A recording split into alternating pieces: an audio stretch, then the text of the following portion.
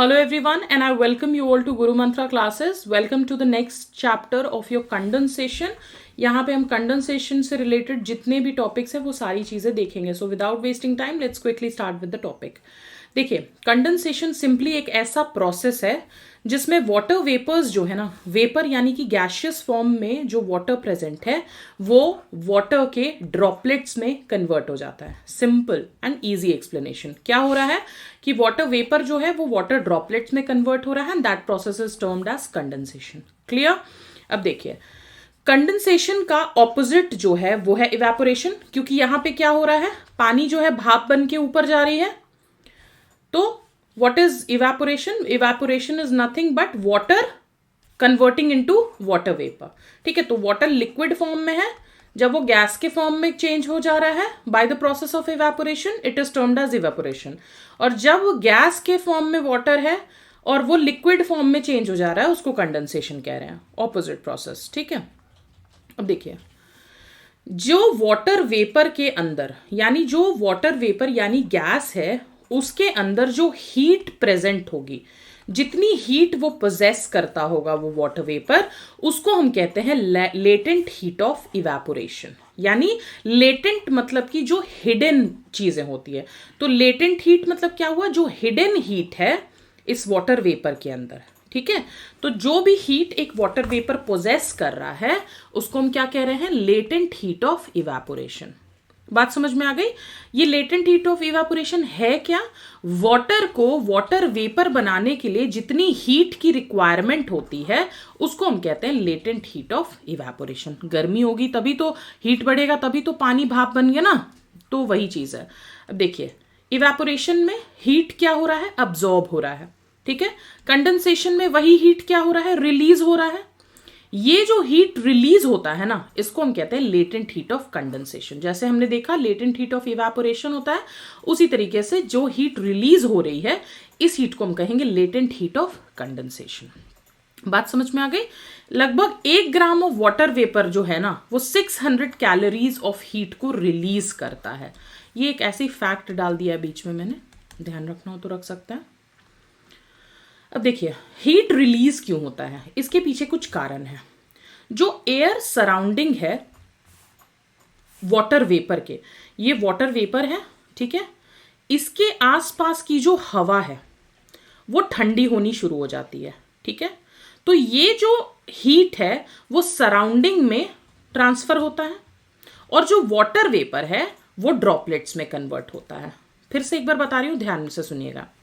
जो water vapour को surround करता हुआ एयर है, ठीक है, वो ठंडा होना शुरू हो जाता है. अगर ये ठंडा होगा तो ये जो हीट इसके अंदर फंसी हुई है वो भी बाहर निकलेगी, ये वाटर वेपर तब ड्रॉपलेट्स में कन्वर्ट होगा. अच्छा, ये जो कंडेंसेशन है ये सरफेस के पास भी हो सकता है. This condensation can take place near the surface. अब कंडेंसेशन जो है वो 2 फैक्टर्स के ऊपर डिपेंड करता है. वो 2 फैक्टर्स क्या है, एक तो टेम्परेचर और दूसरा प्रेशर. तो पूछ सकते हैं क्वेश्चन में, like condensation is dependent on what all factors, तो इसमें टेम्परेचर प्रेशर होगा. ठीक है, टेम्परेचर किस तरीके से, टेम्परेचर कूल डाउन हो रहा है तो वाटर ड्रॉपलेट्स में कन्वर्ट हो रहा है तो टेम्परेचर पे डिपेंडेंट है. प्रेशर से किस वजह से, जैसे देखिए सिलेंडर के अंदर क्या कर रहा है, गैस को इतना कंप्रेस कर रहा है, इतना प्रेशर डाल रहा है उसके ऊपर कि वो लिक्विड फॉर्म में कन्वर्ट हो जा रहा है. Cylinder, gas cylinder. उसी तरीके से तो अगर एटमॉस्फेयर में प्रेशर हाई होगा, ज्यादा प्रेशर होगा एटमॉस्फेयर में, तो वाटर वेपर जो है वो लिक्विड फॉर्म में कन्वर्ट हो जाएगा. जिस तरीके से सिलेंडर में आप बहुत सारा प्रेशर डाल के उसको लिक्विड फॉर्म में चेंज कर रहे हो, तो उसी तरीके से एटमॉस्फेयर में भी अगर बहुत ज्यादा प्रेशर होगा तो वाटर ड्रॉपलेट्स जो है वो, वाटर वेपर जो है वो लिक्विड फॉर्म में कन्वर्ट हो जाएगा. तो अगर हमको कंडेंसेशन का प्रोसेस इंक्रीज करना है तो हमको क्या करना होगा, टेम्परेचर को घटाना होगा और प्रेशर को इंक्रीज करना होगा. So condensation is directly proportional to pressure and condensation is inversely proportional to temperature. ये ऐसे आपको याद रखना है. I hope it is clear. Okay, अब सरफेस के पास जो कंडेंसेशन होता है, आपने सुबह सुबह देखा होगा ओस की बूंदें, या फिर आपने छोटी छोटी बर्फ की टुकड़े देखे होंगे कभी कभी। तो ये सब ना कंडेंसेशन का एक फॉर्म है। आपको कैसे कंडेंसेशन इन्वायरमेंट में दिखता है उसका एक फॉर्म है। तो फॉर्म्स ऑफ कंडेंसेशन हम देखेंगे जो कि सरफेस के पास हो रहा है। सबसे पहला जो है वो ड्यू। ड्यू क्या है? ओस। ओस जो आप सुबह सुबह देखते हो, ठीक है।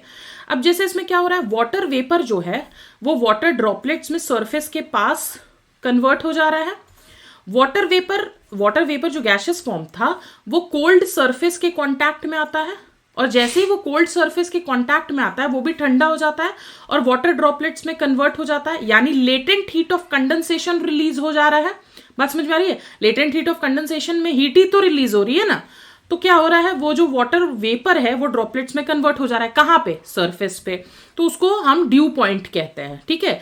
ये वो पॉइंट होता है, ये वो टेम्परेचर होता है जिसपे वाटर वेपर जो है वो वाटर ड्रॉपलेट में कन्वर्ट हो जाता है अलोंग द सरफेस। ध्यान रखिएगा इस बात को। So what is due point? ये वो टेम्परेचर है जिसपे वाटर वेपर जो है वाटर ड्रॉपलेट में कन्वर्ट हो रहा है along the surface. Along the surface is very important. तो ड्यू पॉइंट किस चीज पे डिपेंडेंट है? Due point temperature, atmospheric pressure के ऊपर भी डिपेंडेंट है। ड्यू पॉइंट टेम्परेचर किस तरीके से? टेम्परेचर पे डिपेंडेंट थी। टेम्परेचर वैसा रीच किया, इतना कोल्ड सरफेस था, तब तो वाटर वेपर जो है ड्रॉपलेट्स में कन्वर्ट हुआ ना। तो ये प्रेशर के ऊपर भी डिपेंडेंट है। बहुत ज्यादा एटमॉस्फेरिक प्रेशर होगा तो तुरंत ड्यू पॉइंट रीच हो जाएगा, यानी तुरंत जो वाटर वेपर है वो ड्रॉपलेट्स में कन्वर्ट होकर के ओस की बूंदों के फॉर्म में हमको दिखेगा।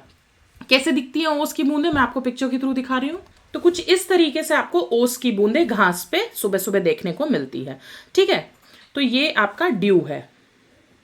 नेक्स्ट हम क्या देखेंगे? फ्रॉस्ट।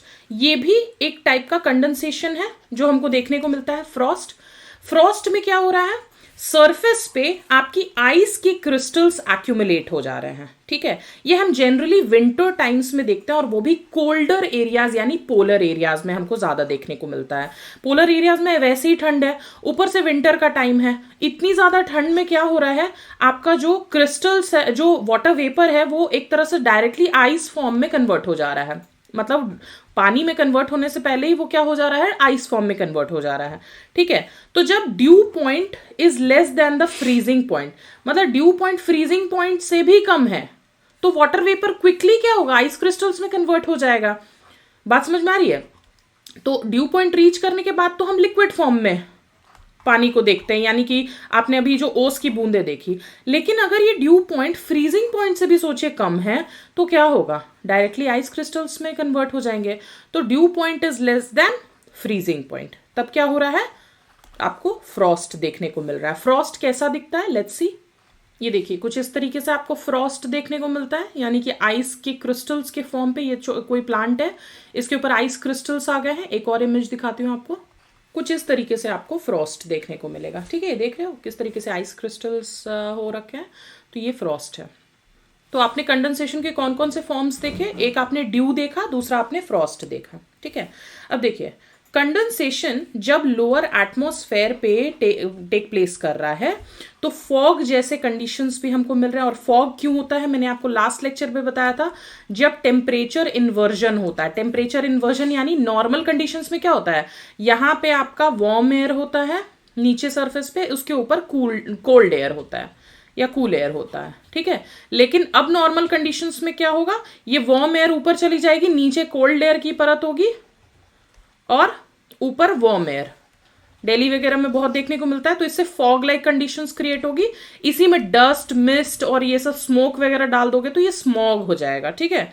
ये बहुत पोल्यूटिंग होता है, नॉट गुड फॉर हेल्थ। तो फॉग भी एक तरीके का क्या है, कंडेंसेशन है, टेम्परेचर इन्वर्जन की वजह से हो रहा है। बात समझ में आ गई है?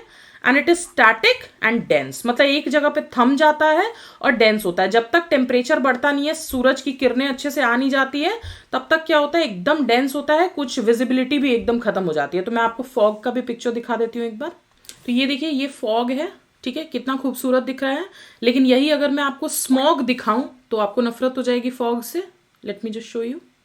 तो ये देखिए स्मॉग लाइक कंडीशंस है, ठीक है। आपको दिल्ली वगैरह में बहुत फ्रीक्वेंट देखने को मिल जाएगा विंटर्स में। बहुत सारे रीजन होते हैं, stubble burning, air pollution, vehicular pollution, बहुत सारी रीजन की वजह से स्मॉग जैसे कंडीशंस क्रिएट होते हैं, ठीक है। तो ये स्मॉग है। एक आध पिक्चर और दिखा देती हूँ आपको। ये है स्मॉग जैसा कंडीशन, देख लीजिए। वेहिकुलर पॉल्यूशन बहुत प्रॉब्लम होती है दिल्ली एनसीआर वाली रीजन्स में, तो ये स्मॉग है आपका, ठीक है। उसके बाद नेक्स्ट फॉर्म ऑफ कंडेंसेशन है आपका मिस्ट। मिस्ट क्या होता है देखिए, micro water droplets and it is very small particle and size and it is floating, ठीक है। बहुत ज़्यादा डेंस नहीं होता है और कंटिन्यूसली मूव करता रहता है। मिस्ट क्या है, याद रखिएगा, मूविंग, बहुत ज़्यादा डेंस नहीं होता है। और ये माइक्रो, एम से मिस्ट, एम से माइक्रो वाटर ड्रॉपलेट्स, ठीक है, बहुत छोटे साइज में होता है और ये फ्लोट करता रहता है। I will show you. तो ये मिस्ट है। अब आप इसको कंफ्यूज मत करना फॉग के साथ। फॉग में क्या हो रहा है कि एक जगह पे स्टेबल है फॉग, ठीक है, बहुत डेंस है। लेकिन मिस्ट क्या होगा, पानी की वो बौछारें, आपने कभी आई होप पहाड़ों वगैरह पे फील किया है कि नहीं, वो बिल्कुल बौछारों टाइप्स आता है, मूव करके चला जाता है, बहुत ज़्यादा डेंस नहीं होता है। ऐसा लगता है कि बिल्कुल बारिश हो गई हो आपके ऊपर, लेकिन वो इतने छोटे छोटे ड्रॉपलेट्स होते हैं कि आप बहुत ज़्यादा उनको फील नहीं कर पाते, बट आप गीले हो जाते हो। So that is how it works, ठीक है। तो ये मिस्ट है, ये मूव करता रहता है, ये ध्यान रखिएगा। And last but not the least is hedge.